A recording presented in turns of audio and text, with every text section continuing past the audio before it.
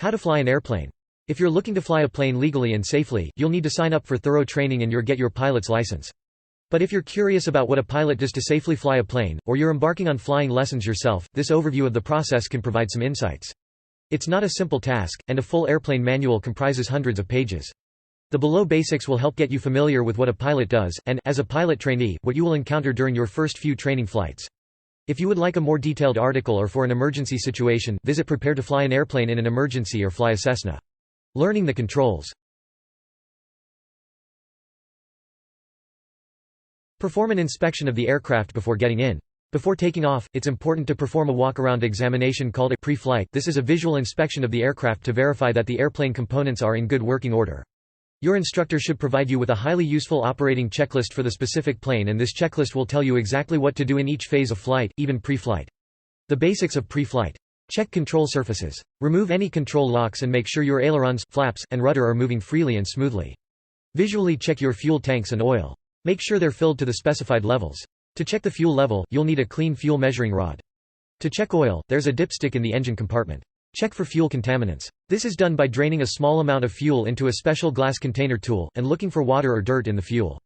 Your instructor will show you how.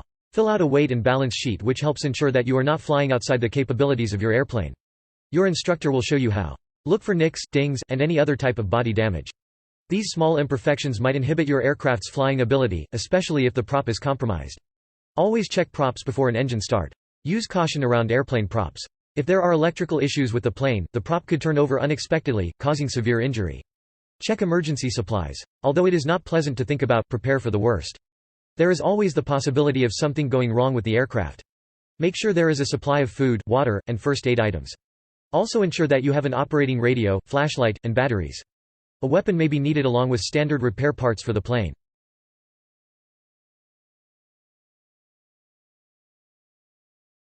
Locate the flight control column in the cockpit. When you take your seat in the cockpit, all of the systems and gauges will look complicated, but they'll look much simpler once you become familiar with what they do. In front of you will be a flight control that looks like a modified steering wheel. This control, more commonly called the yoke, works like a steering wheel in a car. It controls the pitch of the nose up or down and banking of the wings. Get a feel for the yoke.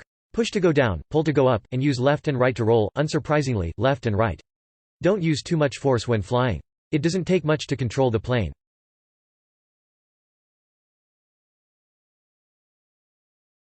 Locate the throttle and fuel mixture controls. They are usually located between the two seats in the cockpit. The throttle is black, and the mixture knob is red. In general aviation, they are usually just push-pull knobs. Thrust is controlled by the throttle and the mixture knob adjusts the fuel-to-air ratio, lean or rich in gas.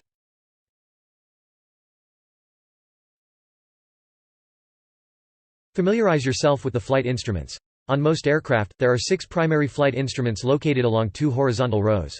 These indicators are often referred to as the six-pack and show, among other things, altitude, attitude, orientation of the aircraft relative to Earth's horizon, compass heading, and speed, both forward and up or down, rate of climb. Top left, the airspeed indicator shows aircraft airspeed, usually in knots. A knot is 1 nautical mile per hour, about 1.15 mph or 1.85 kilometers per hour. Top center, the artificial horizon shows the aircraft attitude, that is, whether the plane is climbing or descending and how it is banking, left or right.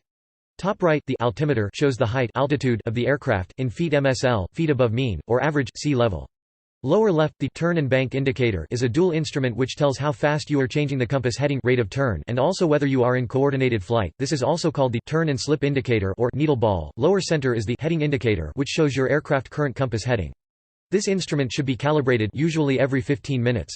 To calibrate, adjust the instrument to agree with the compass. This is done on the ground or, if in flight, only in straight and level flight. Lower right is the vertical speed indicator which tells how fast you are climbing or descending in feet per minute. 0 means that you are maintaining altitude and are neither climbing nor descending.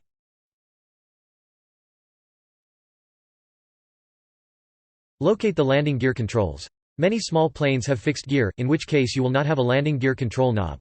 For airplanes that do have a landing gear control, the location varies, but it usually has a white rubber handle. You will be using this after you take off and before you land and taxi the plane. It may deploy any non-fixed landing gear, wheels, skis, skids, or floats beneath.